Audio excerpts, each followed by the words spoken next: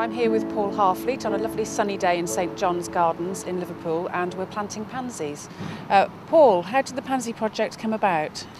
Well, it started about 3 years ago when I'd experienced 3 separate incidents of homophobia where I was shouted at in the street, I had stones thrown at me and my boyfriend, and some builders said some comments and things at me. And it was a really odd day because it happened to me quite a lot generally, but not loads. But for it to happen in 3 times in one day was a lot to take. And that I was telling my friends and colleagues about it, and they were really shocked that still happens, and I was not, because it does still happen. So I kind of started thinking about what it meant to me that happened, and started thinking about the location really where it happened, and started noticing really that it was just no specific location, it was just wherever I happened to be. So I wanted to alter that location in some way, and thought about, I'd noticed roadside memorials and how they made you think about a location in a different way, and you leapt out of that location and thought about the history and what had happened. But I didn't want to equate me doing something with a murder or a killing in a sort of tragedy, because it was kind of just not someone shouting at me is horrible enough, but it wasn't the same as someone being killed. So I just thought about planting a live flower, and then the pansy was obvious, a really good choice. And so initially it started as me planting a pansy at the site of every location I'd experienced homophobia, and then I'd name the pansy after the abuse, and then post it on my website, thepansyproject.com.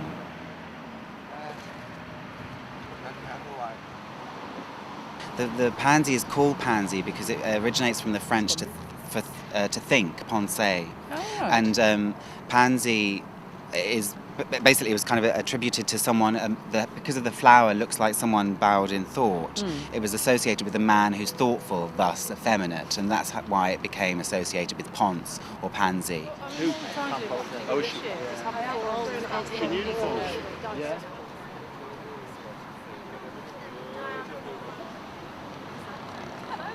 I think it's fair to say that historically perhaps the lesbian, gay, bisexual and transgender community haven't been that trusting of the police. Do you think there is any evidence now to show that they are more trusting and they do feel they can come to you?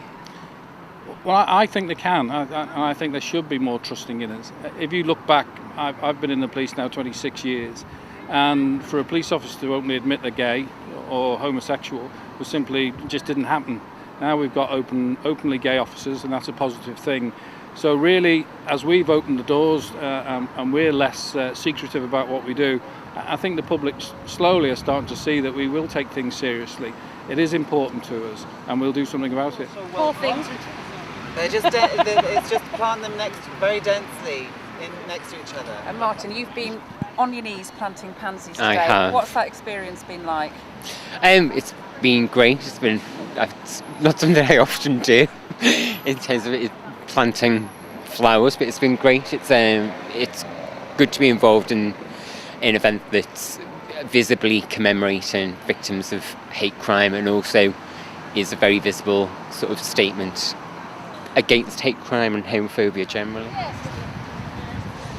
I think people just look and notice it, and what it does, it just kind of slightly queers the space. It makes you think that's really weird, and that does the same. That's what I do when I walk through the street. People notice me and then feel they have to comment on it in often an aggressive way, and I like the way that people will then look at the pansy and think that's a bit strange, and they might not react badly to it or aggressively. If they know about the project, that's great, but if they don't, it's that response I'm looking for.